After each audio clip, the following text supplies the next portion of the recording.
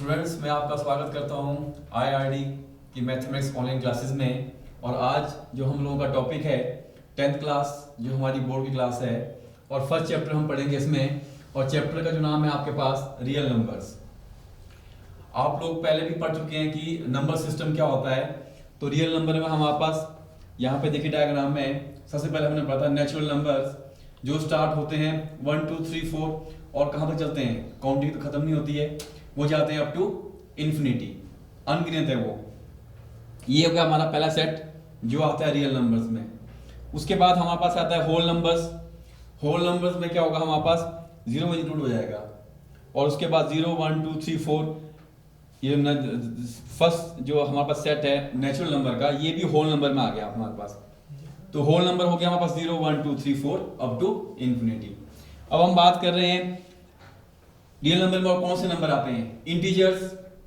Integers क्या होते हैं हमारे पास, पॉजिटिव नंबर भी होते हैं, नेगेटिव नंबर भी होते हैं, और उसमें जीरो भी आता है आपके पास।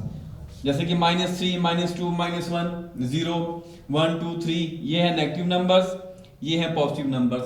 और इनको हम नंबर लाइन में पहले पढ़ चुके हैं 6-7 क्लासेस में कि कैसे हम उनको रिप्रेजेंट करते हैं। नेगेटिव नंबर को नंबर लाइन में हम करते हैं लेफ्ट साइड में, और पॉजिटिव नंबर को राइट साइड में। अब आया हमारे पास रैशनल नंबर्स। ये भी रियल नंबर होते हैं, और ये किस फॉर्म में होते हैं, हमारे पास P/Q की फॉर्म में होते हैं, जिसमें जो P होता है वो होता है न्यूमरेटर, और Q जो होता है वो होता है डिनोमिनेटर। और एग्जांपल देखो यहाँ पे मैं दे रहा हूँ आपको, मैंने आपको पास लिया 1/-3, तो ये हमारे पास P/Q की फॉर्म में आ गया। ये है न्यूमरेटर और ये है हमारे पास डिनोमिनेटर। यहां पे कंडीशन क्या होती है आपके पास, जो Q होगा आपका denominator, Q can not be equal to 0, उसकी वैल्यू 0 नहीं हो सकती है। नीचे में 0 कभी नहीं आएगा। उसके अलावा और कोई भी नंबर हम लिख सकते हैं। उसका कारण क्या आप लोगों को पता है, जैसे मैं लिखूं 2/0, तो 0 से जब किसी भी नंबर को हम डिवाइड करेंगे, उसका आंसर आज तक कोई भी नहीं निकाल पाया है। तो उसका जो आंसर होता है वो आता है आपके पास नॉट डिफाइंड इन्फिनिटी। इसलिए कंडीशन लगाई गई है कि रैशनल नंबर में हमारे पास Q जो होता है आपके पास वो कभी भी 0 नहीं हो सकता है। चलो, ये तो हो गया हमारे पास जो हमने पढ़े थे, natural number, whole numbers, integers, rational numbers. इसके अलावा अब आपके पास एक नया नंबर आ गया जो आपने 9th क्लास में पढ़ा था, इररेशनल नंबर। ये भी हमारे पास रियल नंबर की कैटेगरी में आते हैं। और ये कैसे नंबर्स होते हैं अभी मैं आपको बताऊंगा। तो रैशनल नंबर हम पढ़ेंगे इरेशनल से पहले। रैशनल नंबर जो हमारे पास होते हैं वो दो टाइप में होते हैं। एक होता है terminating rational number. For example मैंने आपको दिया 3/4, और जब मैं 4 से 3 को डिवाइड करूंगा तो देखिए इसका आंसर कितना आता है आपके पास,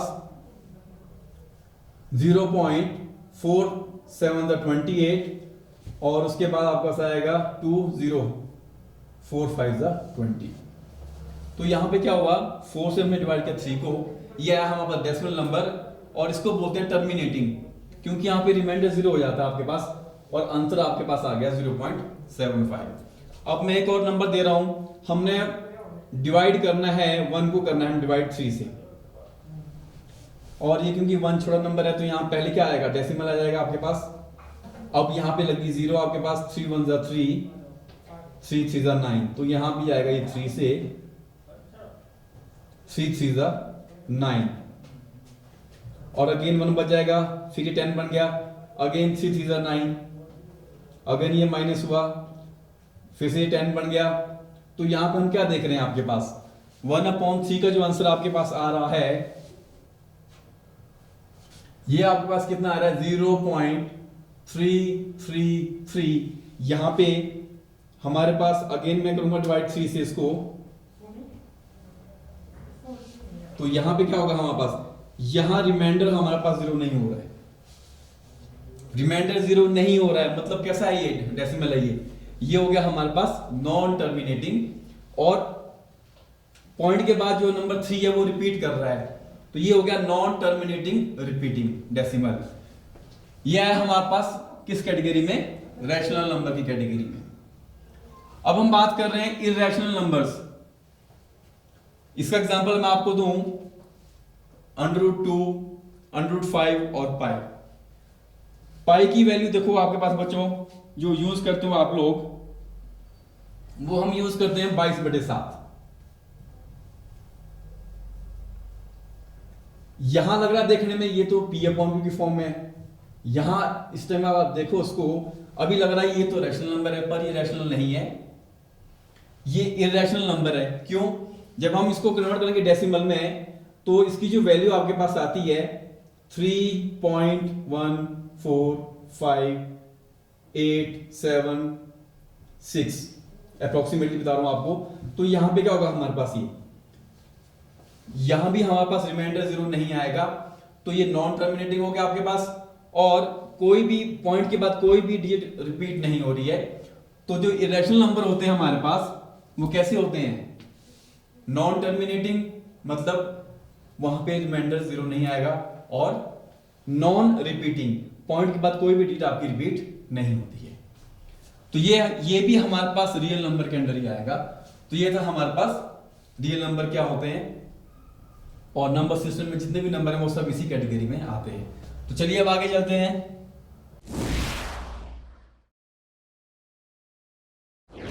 अब ये तो हमने पढ़ लिया, ये हमने समझ लिया कि रियल नंबर कौन कौन से होते हैं, नेचुरल, होल, इंटीजर, रैशनल और इरेशनल, ये सभी रियल है। पर क्या ऐसा भी नंबर है जो रियल नहीं होगा? अब आपके दिमाग में ये भी क्वेश्चन आएगा कि क्या ऐसा नंबर हो सकता है? तो यस बच्चों, बिल्कुल हो सकता है। What about numbers which are not real? तो जो रियल नंबर नहीं है उसे हम क्या बोलेंगे? तो उसे हम क्या बोलेंगे? उसे हम बोलेंगे आपके पास इमेजिनरी नंबर। और ये आपका कंसेप्ट जो है ये प्लस वन में आएगा। बस मैं आपको सिर्फ यहाँ बता रहा हूँ उसका कि ये नंबर भी एग्जिस्ट करता है। और अगर इसकी सिंपल डेफिनेशन देखिए यहाँ पे, an imaginary number is one that when squared gives a negative result. जो नंबर रियल नहीं होगा उसको जब हम स्क्वायर करेंगे तो वो हमेशा आंसर में हमारे पास क्या देगा, नेगेटिव वैल्यू देगा। और इसको हम डिनोट करते हैं, it is denoted by iota. अब देखिए यहां पे हमने लिया 2 का स्क्वायर। 2 कैसा नंबर है, रियल है और पॉजिटिव है हमारे पास। तो 2 का स्क्वायर कितना हो गया, 4, आंसर भी रियल है हमारे पास। देन -3 का स्क्वायर, -3 क्या है, इंटीजर है, नेगेटिव नंबर है, रियल भी है।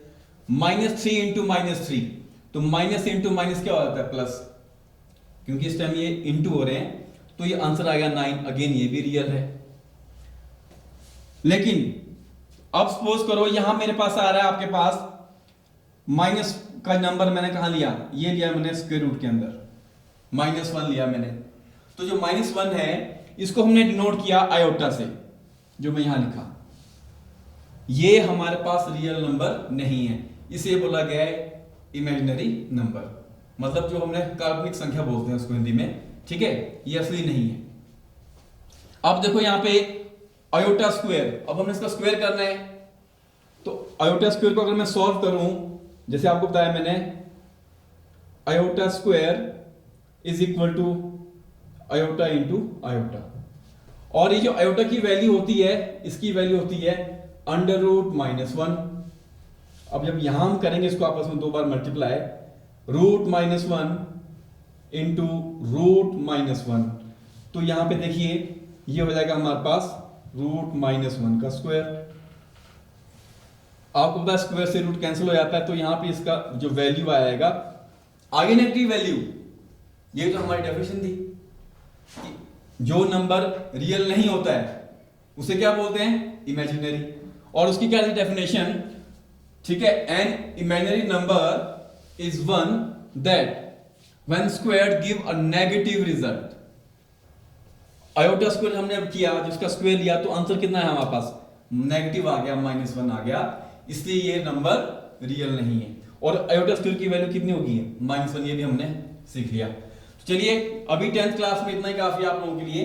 बाकी जो ये नंबर होता है इमेजिनरी, ये आप पढ़ेंगे +1 में डिटेल में। अब हम पहुंच गए 10th क्लास में फर्स्ट चैप्टर, और बड़ा ही जरूरी है ये टॉपिक। और टॉपिक जो हमारे पास है यूक्लिड डिवीजन लेमा या डिवीजन थ्योरम, बेसिक थ्योरम है। और बच्चों आप इसको अच्छे से समझते हो, जानते हो, पहले पढ़ चुके हो, बस यहां पे नाम नया है इसका, ठीक है। तो चलिए इसको समझते हैं। आपके पास for given two integer a and b there exist a unique pair of two integer q and r। a और b दो नंबर है हमारे पास इंटीजर, उनके लिए q और r दो नए नंबर एग्जिस्ट करते हैं। और कैसे एग्जिस्ट करते हैं? Such that a is equal to b into q plus r। मतलब यहां पे क्या हो गया हमारे पास, सिंपल वे में आपको बताऊं, मैं जब मैं b से a को डिवाइड करूंगा तो हमारे पास q आएगा क्वोशिएंट और r आएगा रिमाइंडर, और फिर a b q और r के बीच में एक ऐसा रिलेशन है, उसी रिलेशन को बोला गया है, हमने क्या बोला, हमने इसको इक्वलिट डिवीजन लेमा या एल्गोरिदम। तो वहां पे a जो होगा संख्या, अगर वो निकालनी हमने, वो है कि b into q plus r। r जो रिमाइंडर है हमारे पास, उस रिमाइंडर की वैल्यू हमेशा हमारे पास 0 से बड़ी होगी या 0 के बराबर होगी, या फिर रिमाइंडर r की वैल्यू हमेशा b से छोटी होगी, ठीक है। ये कंडीशन है आपके पास। अब मैं इसको बिल्कुल सिंपल वे में आपको समझाऊंगा, बिल्कुल सिंपल एग्जांपल से, कि है क्या ये। और मैं पहले बोल चुका हूं, आप लोग पहले इसको पढ़ चुके हो और यूज भी कर चुके हो। तो चलिए इसको समझते हैं एग्जांपल से, तो बिल्कुल आपको ये हो जाएगा क्लियर। अब देखो मैंने क्या यहाँ पे 3 जो मेरे पास है, ये है मेरे पास b, और 625 ये है मेरे पास a। और वैसे भी हम क्या करते हैं, छोटे नंबर से हम डिवाइड करते हैं बड़े नंबर को, और टॉपिक हमारा यही है इक्वलिट डिवीजन एल्गोरिदम, ठीक है। तो डिवाइड करते हैं, तो 3 से डिवाइड किया हमने इसको, 3 टू द 6, 2 नीचे आ गया, छोटा हो गया 0, फिर 5 नीचे आ गया, 3 8 द 24, और यहां पे एक जो हमारे पास है ये आ गया रिमाइंडर r, और 208 जो हमारे पास है ये है क्वोशिएंट q। और हमने पहले पढ़ा क्या था कि जब भी हमारे पास दो इंटीजर होंगे a और b से हम a को क्या करेंगे, डिवाइड करेंगे, तो q और r हमारे पास दो और नए इंटीजर आ गए हैं। q क्या बोलते हैं, q इज क्वोशिएंट और r इज रिमाइंडर।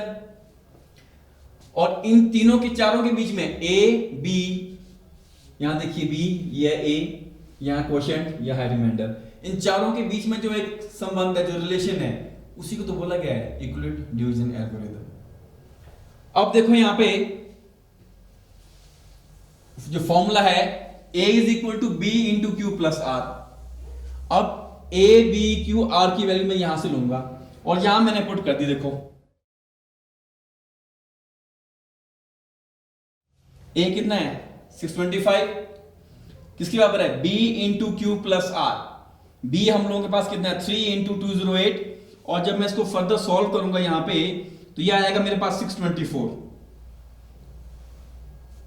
और रिमाइंडर जो यहां पे है ये हमारे पास 25 नहीं है, ये हमारे पास 1 है, प्लस 1 जो यहां से लिया हमने रिमाइंडर की वैल्यू, और जब इनको ऐड करेंगे तो ये वापस 625 ही आ जाएगा आपके पास। तो मतलब ये फॉर्मूला जो हमारे पास है ये चेक हो गया, प्रूफ हो गया कि सही है हमारे पास theorem. a is equal to b into q plus r। a को हम अब सिंपल वे में, मैंने बोला कि पहले पढ़ चुके हैं, a को हम क्या बोलते हैं, a को हम बोलते हैं डिविडेंड, जिसको हम भाग कर रहे होते हैं, जिसको हम डिवाइड करना है। हमने डिवाइड किससे करना है, b से डिवाइड करना है, तो b को क्या बोला हमने, डिवीजर, ठीक है। और क्वोशिएंट जो हमारे पास है, जो हमारे पास यहां पे वैल्यू आ रही है ऊपर, जो हमने टेबल पढ़ा। और रिमाइंडर क्या हो गया हमारे पास, जो हमारे पास शेषफल। क्वोशिएंट क्या हो गया हमारे पास, भागफल, रिमाइंडर है हमारे पास r शेषफल, ठीक है। तो ये है हमारे पास डिविडेंड, डिवीजर, क्वोशिएंट और रिमाइंडर, इन चारों के बीच में जो हमारे पास रिलेशन है उसी को बोला गया है इक्वलिट डिवीजन एल्गोरिथम। और मैं उम्मीद कर रहा हूं कि अब आप लोगों को ये अच्छे से समझ में आ गया है, और इसलिए मैंने सिंपल एग्जांपल पहले दिया आपको, ताकि एग्जांपल जो है आपको अच्छे से समझ में आ जाए। तो यहां रिमाइंडर 25 नहीं है, ये 1 है हमारे पास रिमाइंडर, इसको मैंने कट कर दिया।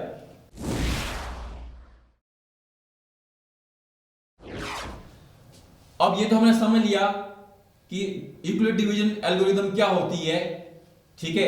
अब उसका हम यूज कहां करते हैं, इसकी जो एप्लीकेशन हमारे पास है, इसकी सहायता से हम निकालते हैं एचसीएफ 2 नंबर का। वैसे तो एचसीएफ आप लोगों ने सीखा होगा लोअर क्लासेस में, और एचसीएफ का मीनिंग क्या होता है, highest common factor. Highest common factor होता है। एग्जांपल देता हूं मैं आपको थोड़ा सा रिवाइज हो जाएगा। 6 ये पहला नंबर है, और इसके साथ मैंने लिया दूसरा नंबर, मैंने ले लिया 10। हमने इन दोनों का निकालना है एचसीएफ, हाईएस्ट कॉमन फैक्टर, वो सबसे बड़ी संख्या जिससे 6 और 10 दोनों ही भाग हो रहे हैं। 6 भी भाग होगा उससे और 10 भी भाग होगा, पर कौन संख्या सबसे बड़ी संख्या। तो हम कैसे निकालते हैं, देखो हम क्या करते हैं, हम इनके बनाते हैं फैक्टर, प्राइम फैक्टर बनाते हैं, ठीक है। जैसे 6 को लिखा मैंने 2 इंटू 3, और 10 को क्या लिखा मैंने 2 इंटू 5। ये क्या बना दी हमने, इनकी प्राइम फैक्टर बना दी हमने इनके। अब देखो यहां पे कॉमन जो फैक्टर है जो दोनों के पास है वो 2 है। इसका मतलब क्या हुआ, 2 से 6 भी भाग हो रहा है पूरा पूरा, और 2 से 10 भी भाग हो रहा है, ठीक है कि नहीं है। अब 3 से 6 तो भाग हो रहा है, पर 3 से 10 हम डिवाइड नहीं कर सकते हैं, क्योंकि 3 के टेबल में 10 नहीं आता है। सेम 5 से हम 6 को डिवाइड नहीं कर सकते हैं। तो एचसीएफ जो यहां पे इनका होगा वो कितना होगा हमारे पास, वो 2 ही आएगा हमारे पास, हाईएस्ट कॉमन फैक्टर। ये आप लोगों को आता है। बट अभी हमने क्या करना है, जब संख्या आपके पास बड़ी हो, जैसे मैं आपको बोलूं कि 670 और 957 का आपने एचसीएफ निकालना है, तो प्राइम फैक्टर मेथड जब उसका एचसीएफ निकालने की कोशिश करेंगे तो उसमें थोड़ा टाइम ज्यादा लग जाएगा। तो वहां पे बेटर क्या है, हम यूज करेंगे इस मेथड का। ये इसकी एप्लीकेशन है कि इसकी हेल्प से हमने एचसीएफ निकालना है by using equilibrium division algorithm. हम एचसीएफ बड़े नंबर्स का निकालते हैं। तो कैसे निकालना है अभी मैं आपको बताता हूं, और अभी हम ये सीख लेते हैं। तो उसमें क्या होगा हमारे पास, we get integer q and r. हमें 2 इंटीजर क्यू और आर मिलते हैं जब हम बी से ए को डिवाइड करते हैं, such that a is equal to b into q plus r. यही फॉर्मूला हमने यूज करना है, और जहां रिमाइंडर की वैल्यू बी से छोटी होगी हमेशा, और 0 के बराबर हो सकती है। जब फर्स्ट टाइम हम डिवाइड करेंगे, मैंने यहाँ पे एग्जांपल दी यहाँ पे, तो एग्जांपल समझते हैं पहले, फिर आपकी थ्योरी सारी समझ में आ जाएगी, ठीक है। तो उसके बाद आपको बड़ा इजी लगेगा। अब देखो मैंने क्या बोला कि 2 नंबर लिए मैंने, एक लिया मैंने 32, एक लिया 616। हमने इन दोनों का एचसीएफ निकालना है, किसकी हेल्प से, by using equilibrium division algorithm. तो क्या किया हमने, 32 से इसको भाग कर देंगे। तो जब डिवाइड किया हमने इसको, तो यहां पे हमारे पास लास्ट में देखिए इधर 32 इंटू 19 जो होगा हमारे पास, तो यहां पे रिमाइंडर जो आया हमारे पास डिवाइड करने के बाद वो 8 बच रहा है हमारे पास, रिमाइंडर 0 नहीं आया। तो इसका मतलब अभी इसका एचसीएफ नहीं निकलेगा, इस स्टेप में नहीं निकलेगा, वो अगले स्टेप में आएगा हमारे पास। अब क्या किया, 32 से हमने डिवाइड किया 616 को, तो 8 हमारे पास बच गया रिमाइंडर, शेषफल बच गया, कोई बात नहीं, तो उसमें घबराने वाली बात नहीं है। अब हमने क्या करना है, अब अगले स्टेप में हमारे पास हम फिर से डिवाइड करेंगे। अब इस रिमाइंडर से हमने डिवाइड करना है आपके पास 32 को, जो हमारे पास b की वैल्यू थी शुरू में ये b था, ये था हमारे पास a, ये आया था हमारे पास क्वोशिएंट, और ये आया था हमारे पास रिमाइंडर। अगर मान लो यहां रिमाइंडर की वैल्यू 0 आ जाती 8 की जगह, मतलब 32 से 616 पूरा पूरा भाग हो जाता, तो क्वेश्चन हमारा वहीं खत्म हो गया था। तो मतलब हमारा एचसीएफ आ जाना था, और तो उस केस में एचसीएफ की वैल्यू हमारे पास कितनी आनी थी, 32 ही आ जाना था हमारा एचसीएफ, जिससे हम भाग करते हैं। पर यहां पे क्योंकि रिमाइंडर 0 नहीं आया, तो इसलिए हमको एक स्टेप आगे जाना पड़ेगा। अब क्या करना है हमने, अब इस रिमाइंडर आर से हमने इस जो हमारे पास डिवीजर है, जो भाजक है, इसको डिवाइड करना है। तो मैंने आर से डिवाइड कर दिया 32 को, 8 4 32, और माइनस किया 32 में से 32, तो हमारे पास रिमाइंडर यहां पे 0 आ गया सेकंड स्टेप में। क्लियर है ये चीज? तो इसका मतलब क्या हुआ कि 32 और 616 का जो HCF आया, जो हाईएस्ट कॉमन फैक्टर आया, वो हमारे पास 8 आया, क्योंकि 8 से भाग करने पर हमारे पास नीचे रिमाइंडर 0 आ रहा है, इसलिए हमारे पास HCF की वैल्यू 8 आ जाएगी। और देखो लिखना कैसे है, इसको लिखना वैसे ही है जो फॉर्मूला है हमारे पास, A is equal to B into q plus r. पहले स्टेप में A है 616, B है हमारे पास 32, क्वेश्चन आया था वहां पे 19 और रिमाइंडर वहां पे 8 आया था। अब क्योंकि पहले स्टेप में रिमाइंडर 0 नहीं आया, हमें जाना पड़ेगा अगले स्टेप में। अब क्या किया हमने, इस 8 से हमने इस 32 को डिवाइड करना है, वो मैंने यहां क्या देखो 8 से डिवाइड किया 32 को, तो 8 4 जा 32। अब यहां पे A की वैल्यू बन गई हमारे पास 32, B हो गया हमारे पास 8 क्योंकि हम 8 से डिवाइड कर रहे हैं, डिविडेंड है हमारे पास A वो बन गया 32, डिवीजर है हमारे पास B वो बन गया 8, क्वोशिएंट आ गया 4 और रिमाइंडर आ गया 0। तो सेकंड स्टेप में देखो जहां रिमाइंडर 0 आ रहा है हमारे पास, ये बहुत ही इंपॉर्टेंट है आपके पास, 8 से जब डिवाइड किया 32 को तो रिमाइंडर 0 आया, इसलिए हमारे पास HCF जो होगा इन दोनों संख्याओं का वो हमारे पास 8 हो जाएगा। तो ये है हमारे पास इक्वलिटी डिवीजन एल्गोरिथम, और मैं उम्मीद करता हूं कि अब आप लोगों को अच्छे से समझ आ गया होगा।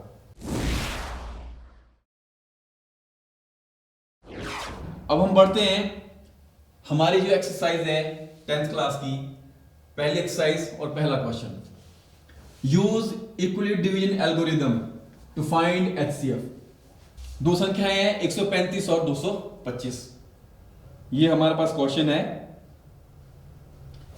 पहला क्वेश्चन जो हमने HCF निकालना है इस थ्योरम को यूज करके।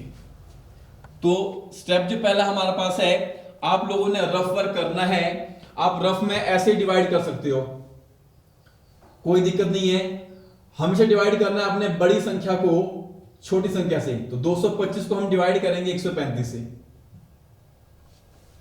जैसे हम सिंपल जो नॉर्मल तरीका जो है भाग करने का वो हमने यूज करना है, ठीक है। तो अब देखो जब हम इसको डिवाइड करेंगे, यहां पे हम टेबल पढ़ेंगे 135 एकम 135 और माइनस कर देंगे इसको, ये 0 आ गया, 12 में से 3 गया, ये आपके पास 9 आ गया। तो यहां पे देखो ये है हमारे पास B, जो 225 हमारे पास है ये है A, ऊपर एक जो आया क्वोशिएंट और यहां रिमाइंडर कितना आ गया 90। और हमारा फॉर्मूला क्या है जो हम यूज कर रहे हैं, इक्वलिटी डिवीजन एल्गोरिथम, वो A, B और Q और R के बीच में रिलेशन है। अब ये सारी वैल्यूज मैंने यहां पुट कर देनी है, जो मैंने यहां पे लिखा आपके पास ये। तो पहले स्टेप में जो मैंने वहां पे आपके पास यहां डिवाइड किया है, A है हमारे पास 225 is equal to 135 into 1 plus 90। अब यहां पे क्या है हमारे पास, रिमाइंडर 0 नहीं आया है, तो उसका मतलब हमें अगले स्टेप में जाना पड़ेगा। अब क्या करूंगा मैं, अब इस 90 से भाग करूंगा 135 को, तो मैं यहां कर रहा हूं।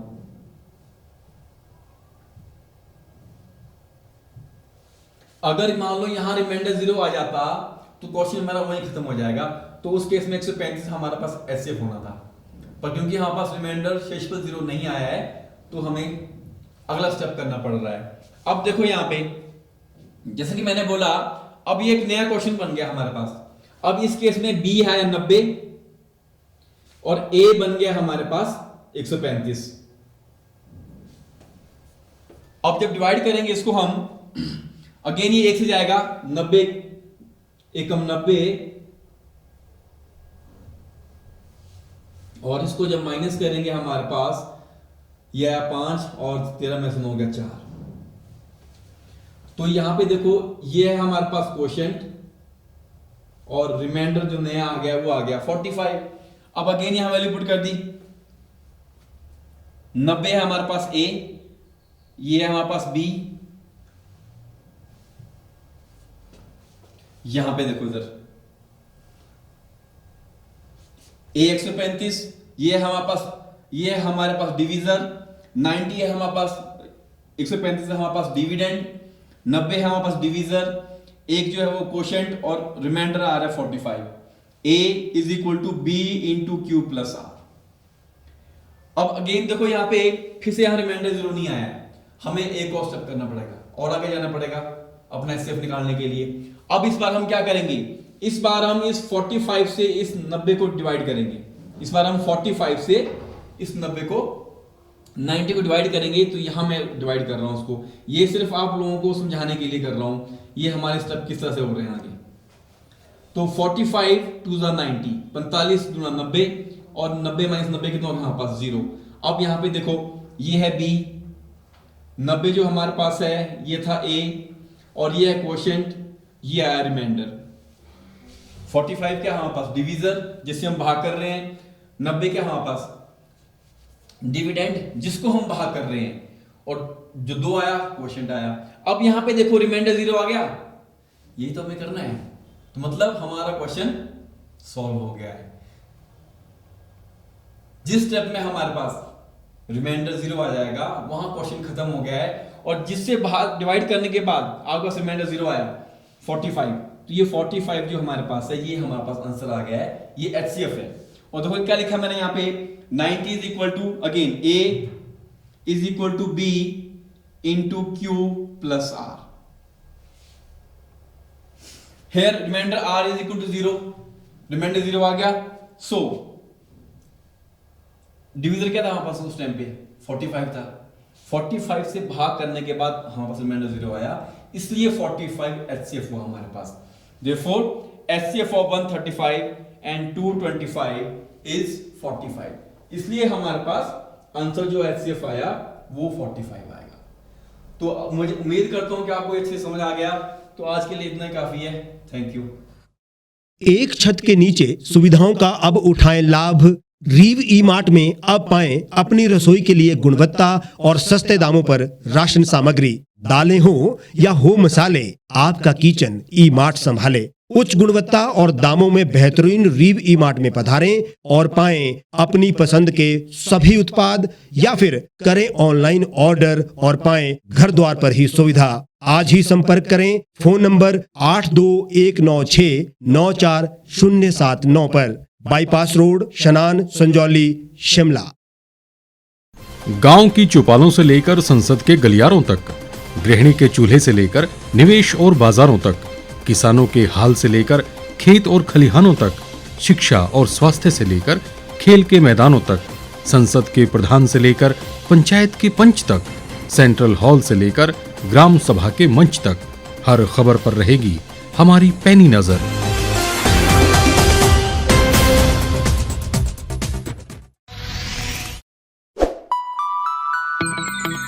खबरों में बने रहने के लिए सब्सक्राइब करें द रीव टाइम्स, लाइक और शेयर करना ना भूलें।